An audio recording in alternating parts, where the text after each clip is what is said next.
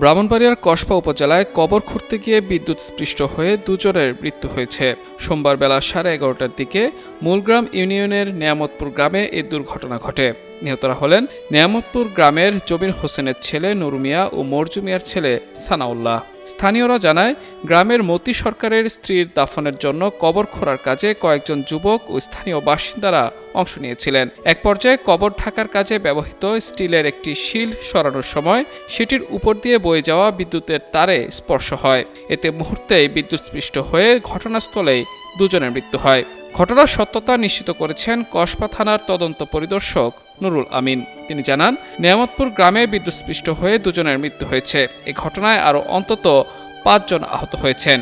ঘটনাস্থলে পুলিশ পাঠানো হয়েছে উল্লেখ করে বিষয়টি তদন্ত করে প্রয়োজনীয় ব্যবস্থা নেওয়া হবে বলেও জানান এই পুলিশ কর্মকর্তা। এদিকে ঘটনার পর এলাকায় শোকের ছায়া নেমে এসেছে। স্বজনদের আহাজারি আর কান্নায় ভারী হয়ে উঠেছে পুরো নেয়ামতপুর গ্রামের বাতাস।